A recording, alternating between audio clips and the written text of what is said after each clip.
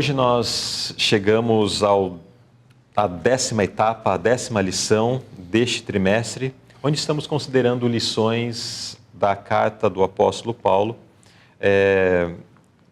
aos Hebreus. Nesta carta temos aprendido lições muito especiais, lições maravilhosas. Inclusive, nós queremos incentivá-los a lerem o livro de Hebreus. Ao longo da lição, nós temos alguns dos versos, né? Porque teríamos que estudar o livro de Hebreus por vários trimestres para que pudéssemos considerar todos os ensinamentos contidos nesta carta. Mas a lição, ela selecionou alguns aspectos e outros estão ali contidos e você é convidado para ler. Não é um livro muito grande, numa sentada ou de repente em alguns momentos você conseguirá ler toda esta carta e Deus com certeza vai comunicar conhecimento muito especial. Mas hoje nós chegamos à 10ª lição, onde estaremos considerando principalmente ensinamentos do capítulo 10 deste livro. E o tema geral dessa lição é a superioridade do sacrifício de Cristo. E sobre isso, então, nós estaremos estudando ao longo dos tópicos, ao longo desta lição. O verso áureo que está em Hebreus, capítulo 10, versos 12 a 14, diz-nos assim: Mas este Jesus Cristo, havendo oferecido para sempre um único sacrifício pelos pecados, está assentado à destra de Deus. Daqui em diante, esperando até que os seus inimigos sejam postos por escabelo de seus pés. Porque com uma só oblação aperfeiçoou para sempre os que são santificados. E o pensamento da inspiração: Paulo e seus cooperadores proclamaram a doutrina da justiça pela fé no sacrifício expiatório de Cristo.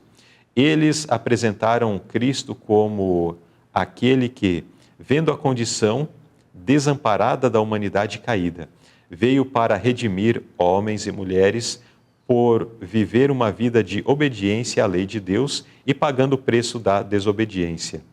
Considerando o sacrifício na cruz, muitos que nunca haviam conhecido o verdadeiro Deus começaram a compreender a grandeza do amor do Pai.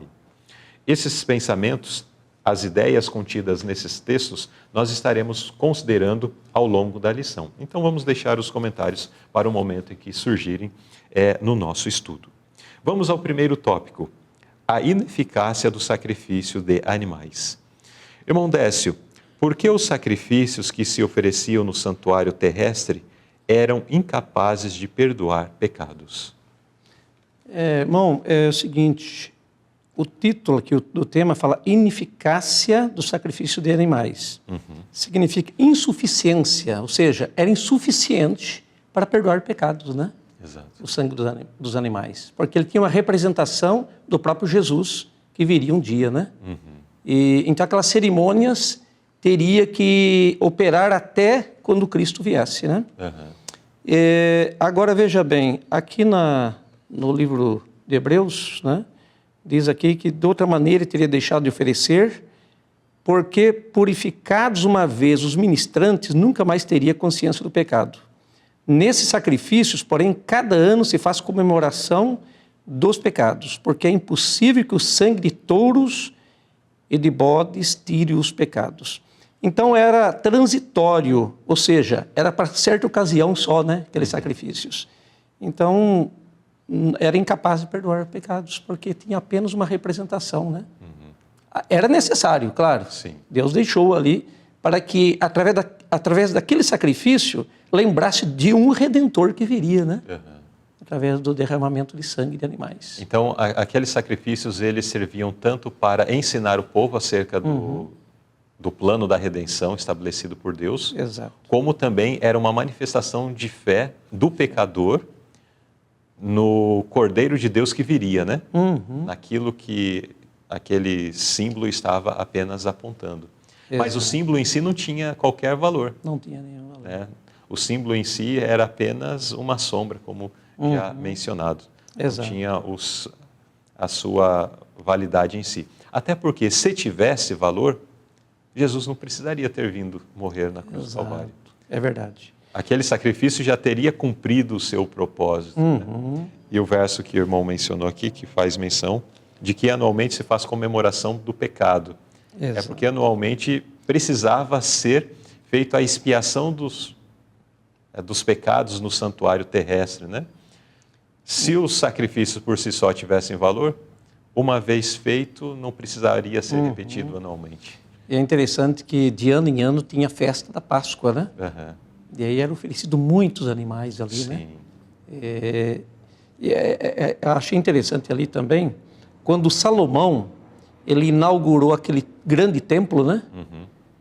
O tanto de animais que foram oferecidos ali, né? Agora a gente fica pensando assim, por que tantos animais? Olha só, 120 mil ovelhas foi oferecido ali. Foi oferecido ali também 22 mil bois. Eu estava contabilizando assim hoje, por exemplo, uma carreta leva mais ou menos em torno de 40 bois, né?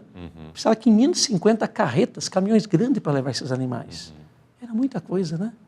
Mas esse daí Salomão fez em gratidão a Deus, porque ele alcançou aquele privilégio, né? De construir aquele templo, né? Então, a questão é, todo esse sangue derramado ali, nesses animais, eles mesmos não poderiam perdoar pecados, mas apenas era uma gratidão que eles apresentavam a Deus e, ao mesmo tempo, representando a Cristo, né? Como diz na notinha, né? Pronunciava a morte do Salvador para redimir o mundo. Não haveria utilidade alguma nessas ofertas, depois que o grande evento para qual elas haviam apontado ao longo dos séculos fosse consumado. Né? Então, tudo isso apontava para Cristo, né? Que viria. Exato. Demonstrando a ineficácia, né, do sacrifício desses animais. Exato. Eles tinham o seu papel, era necessário, era importante e era necessário, mas eles não tinham um valor em si mesmo. Exato. Um fim em si mesmo, né? Mas era apenas esta sombra que apontava para o sacrifício futuro de Jesus, que sim, esse sim é o Cordeiro de Deus que tira o pecado do mundo.